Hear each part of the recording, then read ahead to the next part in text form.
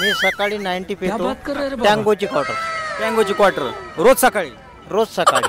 आमचं गाव लोणार तालुक्यामध्ये आणि जिल्हा आहे रायगाव गाव आहे. इथं किती दिवसापासून तुम्ही आळंदीमध्ये राहता? इथं 2 महिने झाले आम्ही 2 वर्ष झाले इथं राहून. हां. आणि म्हणजे तुम्ही 2 वर्ष झाले इथं राहता आणि म्हणजे इथं 2 वर्षापासून नाक्यावरच येता का काम शोधण्यासाठी? नाक्यावरच येतो आम्ही. आमच्या इकडे यावर्षी भरपूर पाणी पडलाय, त्याच्यामुळे वावरामध्ये सगळं पाणी झालेले, त्याच्यामुळे आम्ही इकडे आलेलो आहे यावर्षी पण. आता तुमची सर्व फॅमिली इकडेच असते का? हो, सर्व फॅमिली इकडेच असते. तिकडे वावरामध्ये काही पीक आले नाही, काय नाही, सर्व पाण्यात वाहून गेलं, त्याच्यामुळे आम्ही इकडेच आहे. बरं बरं. आणि तुमच्या फॅमिलीमध्ये कोण कोण राहतं? फॅमिलीमध्ये आई वडील मी भाऊ मुलगा. म्हणजे आता हे तुमची एवढी मोठी फॅमिली आणि ह्या फॅमिलीमध्ये काही गावाकडे आम्ही 3 जणच आहे इकडे.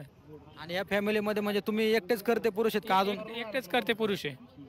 आता तुम्ही हे काम करता ह्याच्यामध्ये तुमचं सर्व घर खर्च सगळा भागतो का? नाही बघा सर, का 800 रुपये मिळतात, 4 दिवस काम लागतं, 2 दिवस लागत नाही, 4 दिवस लागतात, 8 दिवस लागत नाही.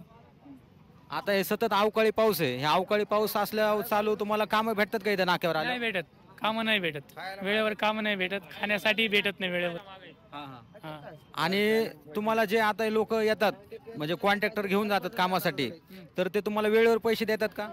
काही देतात, काही देत नाहीत. काय म्हणतात इथं बसा, काय म्हणतात इथं बसा, येतो मी, ते तिकडेच फरार होऊन जातात, येतच नाहीत. असे लय वेळ झालेले. फसवणूक पण होते मोठ्या प्रमाणात. पण होते. तुमचं नाव काय काका? जितेंद्र बोले. तुम्ही किती वर्षापासून इथं आळंदीत राहता? 1.5 वर्ष झाले. 1.5 वर्ष झालं. आणि नाक्यावरच काम करता का इथं? नाक्यावरच काम करतोय. आणि तुम्हाला म्हणजे तुमची कोणाकडून फसवणूक झाली का अशी? नाही, आतापर्यंत कोणाकडून फसवणूक नाही झाली? फसवणूक नाही झाली. बरं, ठीक आहे, धन्यवाद. मी सकाळी 90 पितो टँगोची क्वार्टर रोज सकाळी रोज सकाळी. आणि दुपारी? दुपारी काय ते ठेकेदारांना पैसे दिले तर ठीक, नाही तर उपाशी मरतो. आणि संध्याकाळी? संध्याकाळी ठेकेदारांना पैसे दिल्यावर आम्ही खातो. पण सगळ्यात महत्त्वाचा विषय एक आहे घाटावरचा, की ऊसतोडीवाल्यांना इथं येऊ नाही. ऊसतोडीवाल्यांनी इथे येऊ नाही. ते गरीब लोकांना मारतात आणि मारझोड करून पाठवतात बीड जिल्ह्यातून. पण त्या लोकांना पाठवू नाही, एक तर इथून येऊ नाही. बरोबर आहे, बरोबर आहे. अजून काय सांगायचं तुम्हाला? माझं म्हणणं एकच आहे, गरीब माणसं कामासाठी जातात, पण त्यांनी आहे की नाही, त्यांनी जर घर सोडलं तर त्याच्या घरी पैसे पाठवायचं अशी इच्छा सगळ्या माणसाची असतं. पण हे लोक काय करतात, इथं दारू पाजायची, गेवराईच्या पुढे गेलं की त्याला मारहाण करायची. अरे त्याला काय अर्थ आहे? तुम्ही जाता ऊस तोडीला जाता तर तुम्ही पैसे घेऊन जावा. अरे दादा, असं माझं म्हणणं आहे की या गरीबाच्या घरी 2 रुपये गेले तर आपल्याला आशीर्वाद भेटणार. बरोबर आहे. तर तुम्ही आपण काही हे नाही आहे, पण याच्या घरी 2 पैसे गेले तर तो आशीर्वाद देणार. तुम्ही त्याला म्हणता तू रात्री दारू पेला, मटण खाल्लं, चिकन खाल्लं. नाही, माणूस आहे म्हणलं, आपलं ते जेवण खावण तर करणारच ना. तर केलं, त्यानं जेवण खावण केलं आणि तिथं गेल्यावर ते म्हणते की आता झुपायचं. अरे बैला सरकाचं तसं नसतं हो सर. बरोबर आहे. तुम्ही रात्रीचा 90चा विषय नाही हा सर. कसं आहे, हे माणसं जे तुम्ही नाक्याहून नेता कामाला, त्याचा मोबदला त्याला भेटायला पाहिजे. बरोबर आहे. आणि कसं असतं, काम तुमचं आहे ना, कष्टाचं काम असतं, तर थोडं माणूस 90 वगैरे पितं संध्याकाळचं. पितो कारण तो थकतो.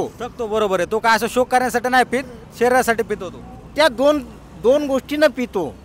एक तर बायकोचा वैताग आणि कामाचा वैताग, या 2 गोष्टीनं दारू पितो.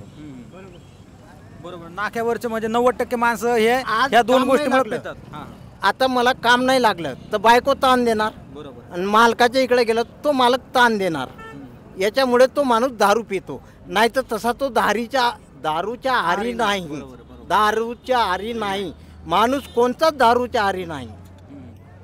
पण त्याला 2 गोष्टीचं टेन्शन असतं की बाबा मी याच्यासोबत गेलो तो पैसे देणार की नाही देणार.